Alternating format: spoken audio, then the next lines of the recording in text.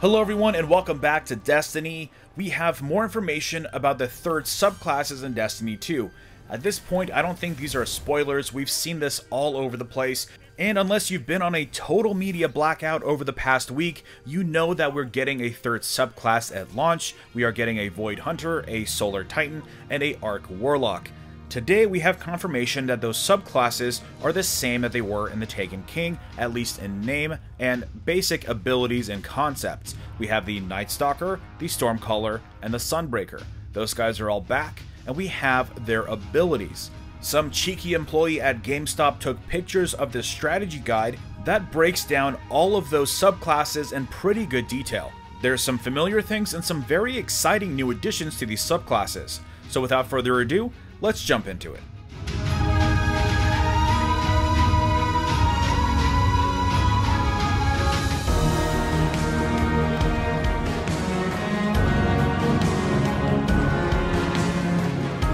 So let's start with the Night Stalker. The super ability is still called Shadow Shot, but as you'll see in a moment, it looks like it's always going to have a quiver-like property, meaning you're going to be able to shoot multiple anchors. But moving on to the focuses, first up we have the upper path, which is Way of the Trapper. The first ability, which is the melee override, is called Snare Bomb. Throw a smoke bomb trap from a distance with this melee ability. The smoke bomb sticks to a surface and detonates when enemies are near, slowing and disorienting them. Exactly like how it is in Destiny 1. And then we have Keen Scout, which is sprint and sneak faster and gain an enhanced tracker. Tethered enemies are marked for easy tracking. So this one is a little different than it was in Destiny 1. Tethered enemies are marked for easy tracking. We'll have to see what this looks like exactly in the final game. Next we have Deadfall, which sounds like a combination between Black Hole and Predator. The Void Anchors fired from Shadow Shot become traps and wait for prey. Void Anchors have increased range and last longer. This hints at multiple anchors, which is why I think that Shadow Shot will have multiple shots no matter which path you pick. And then finally we have Vanishing Step, which is a pretty cool ability. Dodging makes you vanish from sight for a short time. So this is, instead of having to use a smoke bomb at your feet, you can go ahead and just simply dodge, but it is only just for you, not the people around you. But since you will be able to use your dodge a lot more frequently than your melee, this can actually be much more useful, especially during solo play. It should definitely help you get out of those tight spots. And then we have the lower path, which is Way of the Pathfinder, starting with the classic Vanish and Smoke. Throw a smoke bomb explosive from a distance with this melee ability. The smoke bomb creates a cloud that makes you and your nearby allies invisible. Again, this is the melee override. Moving on, we have Lockdown. Grenades and smoke effects last twice as long, allowing for strong territorial control and increased damage potential. And then we have Heart of the Pack. Killing tethered enemies creates orbs of light and increased mobility, recovery, and resilience for you and your nearby allies. So this is basically Courage of the Pack and Light of the Pack in one perk. Believe it or not, I actually had a perk like this called Courage and Light that I put in my Night Stalker mockup I did a week ago, but then I took it out at the last moment, so it's really cool to see it put in here. And then we have Mobius Quiver. Fire Shadow Shot multiple times in rapid succession. Shadow Shot deals massive damage against tethered enemies. Again, a similar idea to what I had called Blood Quiver from that mockup, but regardless, it looks like with both of them being sort of multiple Shadow Shots, it looks like Mobius Quiver might actually be able to get you anywhere between 3 and 6. Of course, we won't know until we try it because in classic Bungie fashion, the descriptions aren't very specific. Anyways, the Night Stalker sounds pretty epic. There's no doubt in my mind that I'm going to be starting with a Hunter on day 1. I'm really excited to try out Way of the Trapper. These are some of the perks that I never really gave a lot of attention to in Destiny 1, sort of because there was always a better choice. But now, since they're going to be complementing each other, we might actually have a pretty deadly path on our hands. But anyways, let me know in the comments below what you think. Do you think some of these perks are out of place? I feel like maybe Deadfall and Mobius Quiver almost should be swapped around. Not really sure. We'll have to play to find out.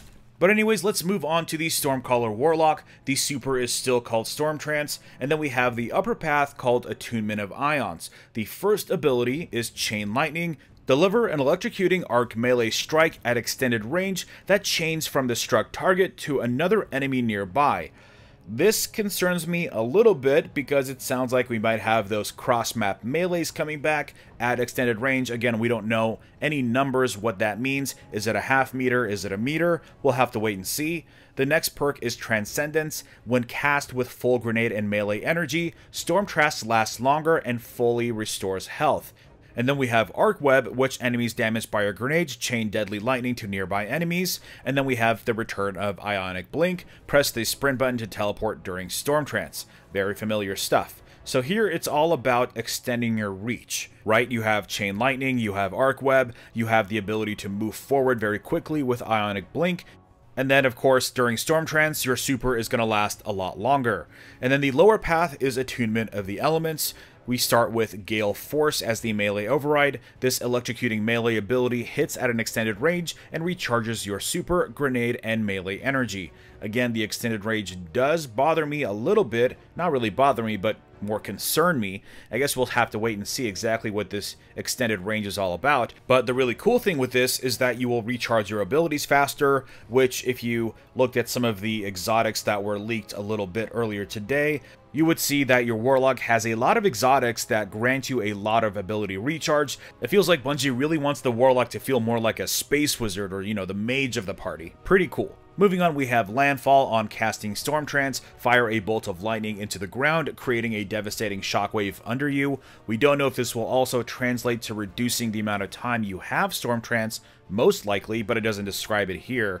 And then moving on, we have Rising Storm. Your Rift charges faster when allies are near. And then we have a very interesting perk called Arc Soul, which states that your Rift now grants you and any ally who uses it an Arc Soul to aid you in battle. What the heck does that mean? We have no idea. We'll have to play the game and see what Arc Soul does. My best guess is that it might inject some arc ability into your kinetic weapon or something along those lines, maybe make your abilities also do arc damage. But instead of trying to speculate on what this means, let's move on to Hammer time. And of course that means the return of Sunbreaker. The super is still called Hammer of Soul, and then we have the upper path called Code of the Fireforged, with the first melee override being Hammer Strike. While sprinting, use this melee ability to unleash a blazing hammer strike that weakens enemies. This is pretty cool because it implies that it also grants you sort of like another shoulder charge. With the Striker, we have the same shoulder charge, but just not as powerful as it was. With the Sentinel, the bottom path has a shoulder charge type ability, but it's more about disorienting enemies, not necessarily killing them. And then with this one, with Hammer Strike, it looks like it actually takes on the properties of Melting Point and kind of combines it into a shoulder charge, which sounds pretty amazing. Next up, we have Tempered Metal. Solar ability kills grant you and your nearby allies bonus movement and reload speed.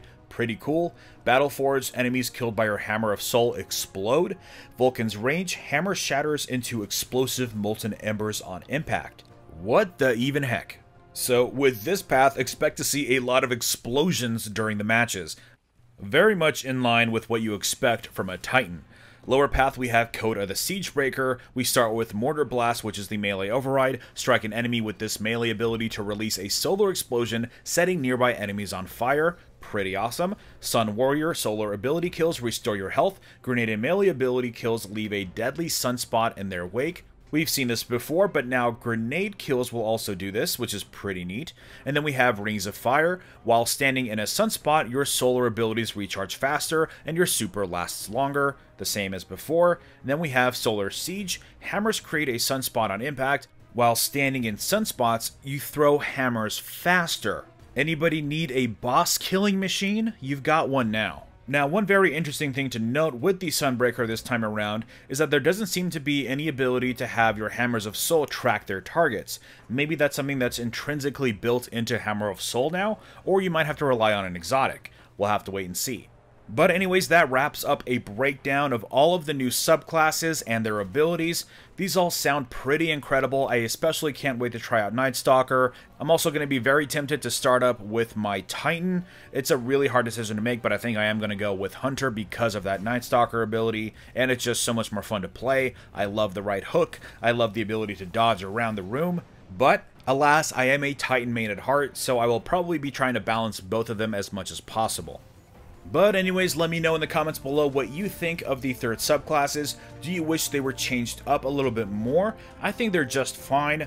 And remember, this leaves a lot of space open for the future. We might see a fourth subclass come later on down the line in the Destiny 2 life cycle.